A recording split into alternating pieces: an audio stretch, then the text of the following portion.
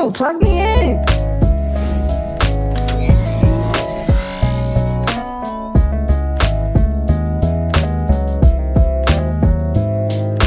Plug me in to the STEM Plug podcast. Welcome to episode 2 of the STEM Plug podcast. I am your host, Rich Novated, and here at the STEM Plug podcast, we plug you in with entrepreneurs and innovators in the science, technology, engineering, and math space. Today is no different. We're plugging you in with an amazing STEMpreneur, like we like to call it, Deshaun. Deshaun is a cybersecurity engineer, and he's going to plug us in on the field of cybersecurity. But Deshaun is not just any regular cybersecurity engineer. So we want to really just dive into, let Deshaun really tell us about the field of cybersecurity and also just, how he got there, right? Like we have his story, we have all his credentials, but how did he get to the field of cybersecurity? So Deshaun, I'd like to just welcome you to the STEM Plug podcast. How you feeling today, man? Oh man, Rich, I'm feeling good, bro. It's nice and early, 7:20 over here on the West Coast. I'm in LA right now. Yeah, man, I'm excited. Okay. When I got the call, you know what I'm saying, you were like, hey, you want to speak? I'm like, absolutely. Because I love teaching and talking about cybersecurity. It is a growing and booming industry. And I feel like it's starting with this increase in technology and how fast things are moving. Cybersecurity is going to be at the forefront of all that. So I'm excited to speak. Okay. That's amazing, man. Like I said, the STEM Plug podcast, I really feel like you're coming in and educating and plugging me in on a field that I might not know much about, and we're plugging this into the rest of the world, right? So we have that you're a cybersecurity engineer, right? But we got to go back a little bit to your story. So I see you originally got your degree in electrical engineering from Savannah State. Can you kind of explain to me how your STEM journey started? How did you get to Savannah State? How did that all come about? All right, so yeah, man, born and raised in Savannah, Georgia. Oh, I'm sorry, born and raised in Georgia, Stone Mountain, Georgia, to be exact. Yeah, I've always just kind of been interested in technology since I was a kid. I mean, I'm a 90s kid, so we grew up video games, you know what I mean? Like the boom of the internet was just starting, so it just kind of was natural for me to get involved in the thing that was, happening at that time, which was technology, the increase in technology, the mobility of technology. I remember when I got my first Game Boy, it was one of those see-through ones that had like all the wires in it and it had like the microchip. And I'm just like, how does all this work? How come when I press this button, it makes this character do this? So that was like my initial like interest in technology. And then specifically electrical engineering. So when I got to Savannah State, it was like, all right, I know I want to do engineering. Let me figure out exactly what kind. They had an electronics engineering major at that school. So went to school for electronics engineering, received my bachelor's from there, kept it going, went to Kennesaw State, got my electrical engineering degree from Kennesaw. And that is what brought me out here to LA. Ironically, though, I did not get my first engineering job in electrical engineering. I actually started as a systems and test engineer. So, I mean, I have 2 degrees in electrical engineering. I've never held a job in it, though. That's the crazy part. Wow. Yeah. So, and I mean, if you ask a lot of engineers now, systems engineering just kind of became one of those things that seemed like it wasn't one of those things people talked about. But it became one of those things that was necessary because you had all these different engineers working on different things, computer science, hardware, mechanical, electrical, but there wasn't a person to kind of tie all that together. So that's where systems engineering came about, and that's where I actually got my first job at Northrop as a systems engineer, using my electrical engineering degree, though. That's an amazing story. Like I just kind of think about my story. Like I studied biology in undergrad, but now I work as a robotic engineer, specifically in lab automation. But the skills that I kind of used that I got from studying biology, I still use today, and in my robotics that I have to do from day to day. So would you definitely say that the skills that you kind of got from studying electrical engineering and kind of transferred over into cybersecurity of making you more of an efficient engineer? Absolutely. So a lot of the classes that I took as an electrical engineer had to deal with things like understanding computer science, understanding like computer language. And as a cybersecurity engineer, those are things that you need to like, that's the kind of the basics of it, right? You got to understand software engineering, you got to understand computer science, because those are the type of attacks you're looking for. You're looking for people who are doing things like distributed denial of service attacks. So you're looking for people who are doing phishing attacks and malware attacks. And with all of those type of things, you have to look for like certain trends, and you won't know those trends unless you understand like the basics of computer science. So the basics of computer science, computer technology, and so electrical engineering absolutely helped me when it came to me starting my and pursuing my career in cybersecurity. Okay. So we have this electrical engineering. Was there anything that specifically motivated you to make a career change into cybersecurity from electrical engineering? So when I started at Northrop, doing systems engineering and kind of doing the test engineering, I joined as a part of it was like a program that where you start in one job and you rotate, a rotation program. And after my first 2 years of doing after my first 2 years of doing systems and testing, my third rotation was cybersecurity. So to answer your question, me working a job in cybersecurity is what made me want to continue doing cybersecurity. Yeah, to be honest, like cybersecurity was not a background of mine. It was not something that I was even privy to until I got the opportunity to rotate into a cybersecurity role. And that's when it all just kind of clicked. Like, wow, all of these things that I've learned as a systems engineer, all these things that I learned in college as, pursuing my electrical engineering degree, I can utilize in this position here. Because with cybersecurity, it's not just like hard skills, it's also those soft skills because you're working with a bunch of different teams. You have to understand how to like communicate with people. So, yeah, me working in the job is what inspired me to continue this path of cybersecurity. Nah, that's dope. I mean, sometimes just that Mm-hmm. experience just kind of gives you that introduction, and then you just want to kind of go deeper into it. Even with me, like before I, became a, engineer within lab automation, Mm-hmm. I was a scientist actually working in lab automation. So I was running, different experiments on this lab Okay. automation and stuff like that. And this was back in Mm-hmm. what 2018. And I kind of started to think, I was Yeah. just like, wow, like this is cool, but this is starting to become kind of repetitive to me, right? So I'm like, why Mm-hmm. don't I try to learn the ins and outs of these robotics and try to go into it full blown? So just like you kind of learned a skill within cybersecurity, and then you just kind of took it full blown, right? So that's Exactly. dope. That is That's exactly what dope. happened, man. What are some steps that can be taken to prevent cyber attacks? There are so many different cyber attacks, right? Like I had mentioned before, they have like phishing attacks, they have like social engineering attacks, but ultimately, making sure that your system is like always up to date, making sure that you're enforcing like strong password policies. Every time we create a new profile, they ask us to create a password. And if you have like an iPhone, they say, hey, do you want to use a strong password? I mean, that's one way to do it.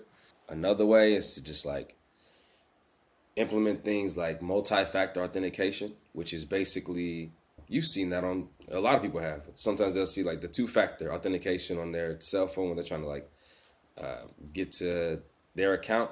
So that is one way to prevent cyber attacks. And when you're talking about big systems, implementing things like cybersecurity monitoring tools, we call those IDS and IPS, which is intrusion detection systems and intrusion prevention systems. Those are almost like watchdogs. They're just always watching the network, watching for any type of trends that might just look weird. And what they'll do is send alerts to operators so that the actual person can go and say, okay, IDS picked this up. Let me go see what's up. Then they can do their own scouting and figure out if it's just like, if it's a false positive or if it's actually something they need to dig into. So, I mean, when it comes to preventing cyber attacks, it's a mass array of things you can do to prevent it because there are a mass array of things that can cause cyber attacks. So it just depends on what you're trying to protect. And yeah, so and what you're trying to protect it from, like what type of cyber attacks. Because a financial business will have a different way of preventing cyber attacks than, say, a technology business, because people are trying to get different things, you know? So we kind of talked about, how you had those skills that you had in electrical engineering. You went to school, you got your bachelor's in electrical engineering, you got your master's in electrical engineering. What skills do you say are kind of like most important for you in your cybersecurity role? As far as what I learned in college, or just saying like just on As the far job? as just like everyday skills, what skills do you feel as though that you kind of transferred that are really like the most important that you see in your day-to-day life as a cybersecurity engineer? Man, I think the biggest skill is just making sure that you double check everything and not letting something that could seem like a normal like a normal instance just be that, because people nowadays are like brilliant, and I'm talking good guys and bad guys. So they know how to mask their attacks. They know how to make it seem like it's your best friend, make it seem like it's your neighbor. Like, I don't know how many times people's Instagrams have gotten, hacked, right? By someone who is their uncle or their mom, or saying, "Hey, how are you doing?" And they're like, "Oh," you just automatically respond to it, right? Because you think that this is someone that you know. So just taking a second and like trying to understand the situation before acting is like one of the things that you have to do as a cybersecurity engineer. You can't just react. You have to take a step back, look at the entire picture. It doesn't make sense. First of all, has this person talked to you in a while? Why are they talking like this? Do they normally talk like this? Or just look for certain things. If you're getting an email from Amazon, like it could say Amazon, but the N and the O are backwards, or it could say Amazon.co. You just have to make sure that you read things carefully before clicking on any type of thing. Because again, people have ways of just, getting in and manipulating and taking like getting over on people. So yeah, one of the skills that you have to utilize is just making sure that you are diligent when it comes to anything from like opening your emails, getting messages from people, just making sure that you're double checking and being diligent with those type of things. Yeah, I guess that's definitely seems like it'll be very important of just making sure, like you said, just not reacting and actually monitoring those specific things. So are there any like tools or techniques that you use to kind of monitor network activity within cybersecurity? Yeah. So like I had mentioned before, they have those monitoring tools like intrusion detection systems.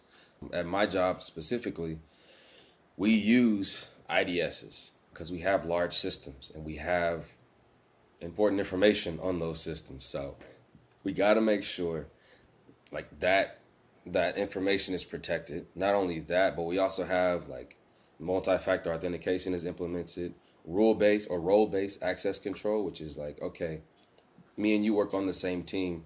My role is administrator, and your role is not administrator. You shouldn't be able to get to the same files that I can get to. So all that can be set up, and all of that is part of cybersecurity. Okay, okay. Have you, like, since you've been in cybersecurity, what's one of the most like maybe challenging projects that you had to deal with, and how did you kind of approach that?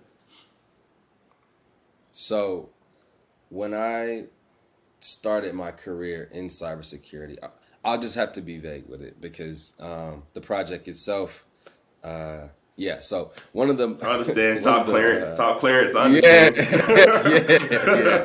One of the, I'm like, how do I? Nah, I mean, uh, More so, just like giving us, just your approach on how did you, yeah. kind of develop a challenging project, right? How did you get through that, and how did Yeah. you learn from Okay. that? That's cool. Got you. I can talk about this. So one of the challenging projects was creating. I'm gonna just roll back to this because it was me needing to create or implement an IDS on the system itself. I've always utilized IDSs that were already implemented, that were already created.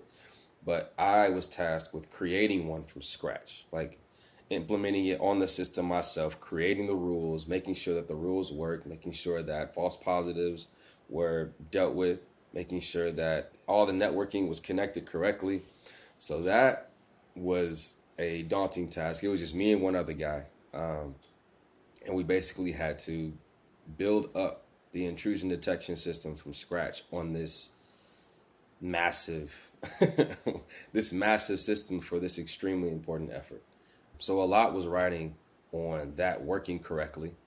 That would be the most difficult task, I can say. Yeah. It's probably that's as deep as I can get into it though.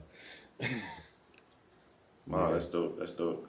So I guess with cybersecurity and everything that you kind of explained, how do you see the field of cybersecurity like evolving in the future? Do you see more things that kind of come? Where do you see cybersecurity going in the near future? I feel like it's crazy because I get asked this question a lot. I feel like cybersecurity is going to become, I mean, it's already big, but I feel like now it's going to become so necessary. Like it's going to be everywhere.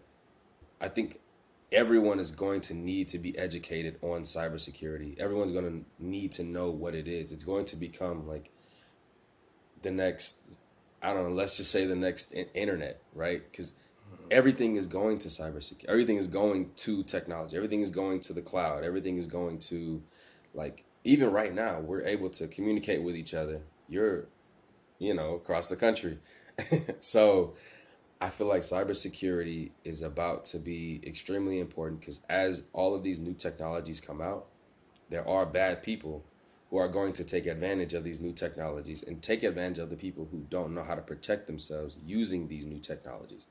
There are you can pay for something by tapping your phone on a device and you don't think twice about it. You triple click the side of your phone, tap in, like, okay, cool. You don't make sure, like some people, you don't go and make sure that the money came out. You don't go and make sure that you were charged the correct amount. You just do it, take your groceries, put them in the car, go home. You know what I mean? So like stuff like that, where things have become so normal that you don't even do that double check. You don't even ensure that whatever happened.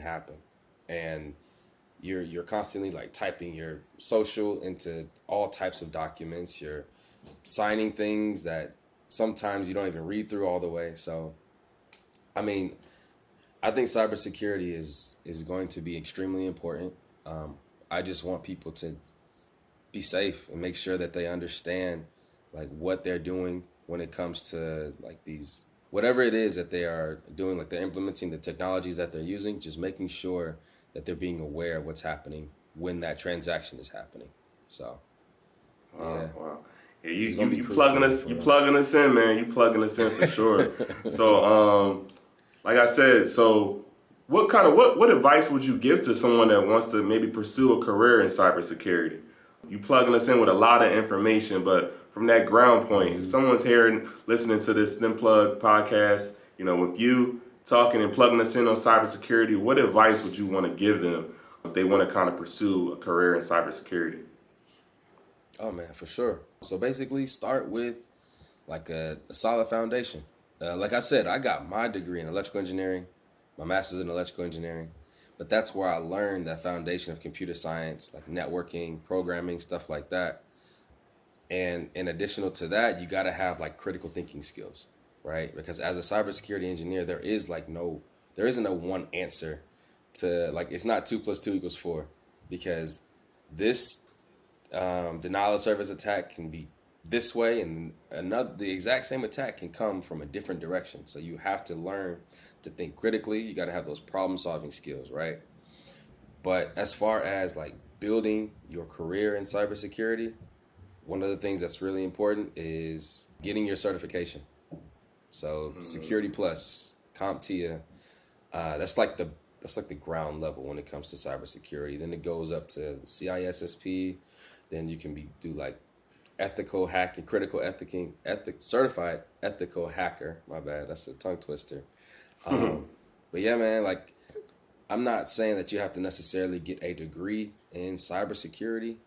but some degree in computer science, networking, some kind of programming, just something related to cyber or computer science engineering would be beneficial.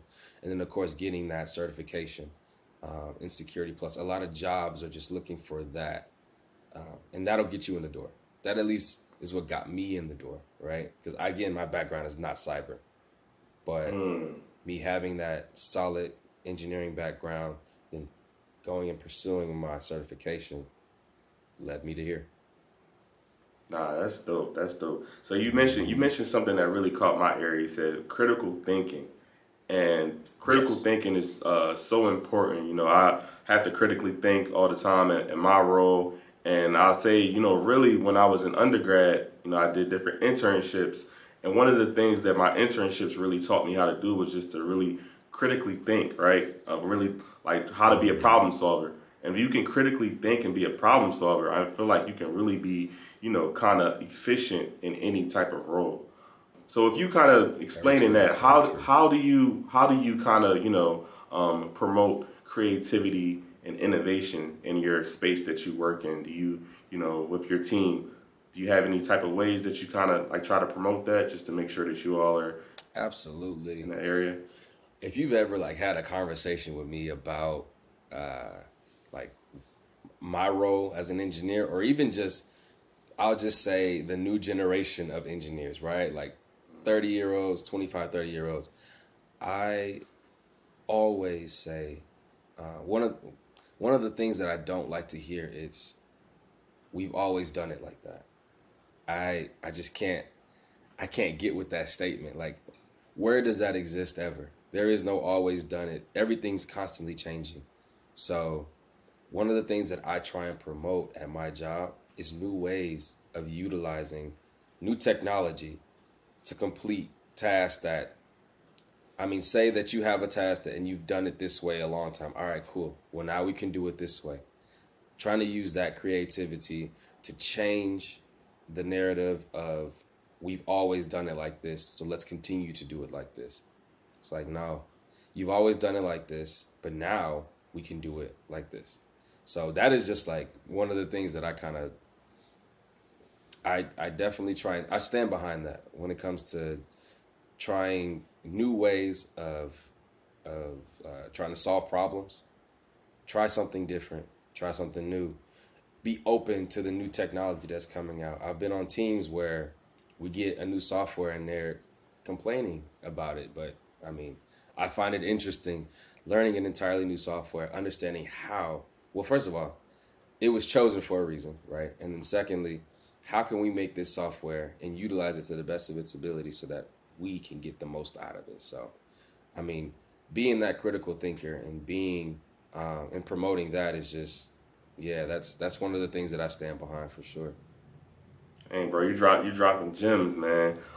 Yeah, like I look at myself as a lifetime learner, so I'm always trying to learn something new. So that's why I wanted to have you on the podcast, honestly, because I'm learning so much from you, just about the field of cybersecurity, right? But we have a lot more that I know you kind of dive into. I know you have a lot of hobbies, so you want to let's kind of go into some of your hobbies outside of cybersecurity. So the drone space. You know, you told me a lot about your drones. I've seen some of your drones. What kind of started you up and got you interested into drones? I think around college is when I started to become interested in photography and videography. I never like dove so deep into it that I'm not going to be an engineer anymore. I'm going to go be a photographer. It was never like that, but I've always wanted to be the guy that would like capture the moment so that we can go back, look at it, reminisce. Because I grew up with a big family and we took tons of pictures and we always had photo albums. So wanting to be that almost like historian for the group of friends that I had, always trying to record this or take pictures of this or making sure that this moment is captured. I think that is kind of where it started. And from there, combining the technology of like drones, I'm like, this is awesome. This is something that can get somewhere that I can't get and do the thing that I want to do, like take pictures and record videos. And then I just saw it starting to boom. And then after that, I was like, man, this is interesting. I gotta get into this space. I gotta learn more about this. So yeah, I started my drone company, Skyward Drones, in 2020. So it's very new. But yeah, that's when I started pursuing the drone space. Yeah, but that's how it started. That's how it started. Yeah, I think it started with just that desire and want to kind of capture moments and be able to look back. Because man, yeah, it does something. You know what I'm saying? That rediscovery when you go back and look at a picture and say, "Man, I remember when that happened." It's just a good feeling. Dope. So wanting to recreate that. Mm-hmm. Yeah, I used to, dibble around photography a little bit myself, take a few pictures, get those right angles and stuff, right? But I never dove deep down into the drone space. But it's pretty cool. What kind of drones do you fly? And can you kind of tell us what features they have? Yeah, so I had a Mavic Air 2, which is from DJI. That's like one of the biggest drone manufacturers. I recently acquired this puppy right here, though. This Phantom 4 Pro. Ooh, D2. oh, that thing. Yeah, wow. I can't wait to throw this up. I'm gonna bring it with me. New toy. When we get off. Yeah. Exactly. Okay.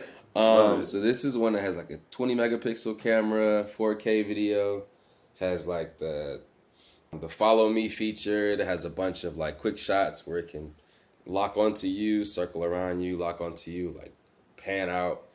If you've seen a drone video, you've seen probably some of those type of videos where someone's standing there, they're waving at the drone, and the drone is like flying away at an angle. Yeah, a lot of that stuff is automatic with these drones now. Like you don't even have to fly it. It just can create its own patterns. So yeah, man, the battery life on this is like maybe 30 minutes. It can probably fly around like 3.5, 4 miles or something like that. Man, yeah. So nice. I'm excited. So is there any like type of software or anything that you use to control the drone? Like, does your cybersecurity experience and maybe the software that you use, does that help you with controlling the drone as well, like using certain software or anything?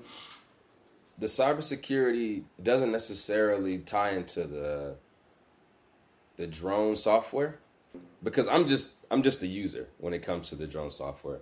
And well, I guess maybe just the mindset, making sure that I'm not doing something that I'm not supposed to do, kicks in. But I'm not manipulating the software in any way, or making any changes. And the software is just something you could download from the Play Store, the Apple Store. It's just the DJI software. It comes with this controller. The controller's over there. But yeah, you attach the controller to your phone, and honestly, the software just does the rest. It automatically connects to the drone. You're basically flying it like a video game controller. Like it's crazy, man. And that's another thing. Like the controller itself just reminds me of those like old school, like 007, where you got to move forward back with this joystick, and then like the camera pans with the right joystick. That's exactly how you fly the drone. So it's not difficult at all. If you've ever played like a Call of Duty or any of that, man, you can fly a drone. That's dope. That's dope. So what are some of the most like kind of interesting or unique locations that you've flown your drone to before? Oh man, so maybe 2 weeks ago I was 2 weeks ago, yeah, I was in Hawaii, and Ooh, I was on the man, top. You making moves? Making moves? I was on the top. I think I seen that. Wow, yeah, that's dope. Yeah, it was crazy. Yeah, me and my homie, my friend Cornell, we had climbed this 1,200 step mountain called Cocoa Head Mountain, and I had my drone with me. So you living, bro. Some of the rules with the drones is like you can't fly the drone 400 feet above where it takes off. So we're already, I don't know, way up in the air. I don't know how many feet that is, but it's above 400 feet. But just understanding that rule and knowing, okay, I can't fly 400 feet above this elevation that I'm at right now. So I was able to get those amazing shots of Oahu, and I don't know, man. Yeah, it was just amazing. So, but yeah, it's so many places that I've that I've flown my drone. Like even earlier in the year, I was on the Big Island and on Maui, and I was able to fly my drone and capture some like volcanoes from a distance. I was flying over the ocean and I saw like a stingray. It's it's pretty cool being able to kind of just capture those things. Wow, that's dope, bro. Now I love that you have your technical career of cybersecurity, but you also have a hobby of just flying drones, and I feel like it's really important for us to as we have our career, that's great, but we also have to have a hobby that we can kind of go to as well. So I'm all about just picking up hobbies and doing great things. But yeah, you really shared a lot with us. So on that. One thing I just got to correct real quick. So droning was a hobby for me, but it's actually like a business, right? When I think hobby, I think of something that you do that don't make you money, right? Okay. Nah, this is actually something I get paid to do this, right? So it's hey, that's even more dope. You turned the hobby into some income. Yeah. So yeah. So it's something that I love to do, and it's something that people need. Whether it's me like trying to help them sell their real estate property, I've done real estate gigs, I've done like proposals, I've done commercial properties where I'm doing like a tour of their commercial property using my drone. So yeah, it's aside from the cool stuff like going to Hawaii and getting a visual of myself flying around, this thing actually helps people. Helps people with their business or with what they're trying to do. And that's really why I kind of wanted to get into it. It's super cool, but I also wanted to get into it because I wanted people to be able to use my services to help them in what they're trying to do. Yeah, bro. No, that's definitely inspiring, bro. And I love everything that you do for your community. You always seem like everything that you have a bigger picture in mind. So that's amazing. One little plug: me and Deshaun are both members of the National Society of Black Engineers. So Yes, sir. thank you for all the work that you do, with the next generation of engineers and everything like that. So you shared so much with us about your story today, right? Kind of just tell us about were there any moments in your career that, you felt like you were kind of down, but it was really a moment in your career that you were able to learn from and grow from? Can you kind of go back and just tell us about that and tell us, our listeners, maybe how they can learn from our downfalls? Man, I got a few of those actually. I'll use an example from college, right? Because I feel like this is the one that just sticks out the most to me. I was a sophomore. I think I was a sophomore. And I was taking one class. It's called statics. Not statistics, statics. And this class was whooping my butt. Like I'm like, this is so hard. I can't. It almost made me change my major from engineering to biology, to marine biology to be more specific, because of that one class though. And talking that over with someone else who was also in that college with me, who was also in that statics class, he was like, Deshaun, you can't like give up based off of one class. Like you have 2 more years, 3 more years of college, and after that you got a whole like career that you plan on going into. Do not let this one moment make you shift gears because you think it's too hard. It wasn't even like this isn't for me, I don't like it. I wanted to do it. It was just too hard, and that almost made me quit. So my advice is never give up on something that you want. If it's something that you truly want, like a change that you want to happen or something that you want to achieve, do not let it's too hard stop you. There are times when you lose interest in something. There are times when you find interest in something else. I don't consider that quitting. What I consider quitting is you wanting something so bad and you deciding not to do it because it's too hard for you. So never give up. Wow, that's my advice, man.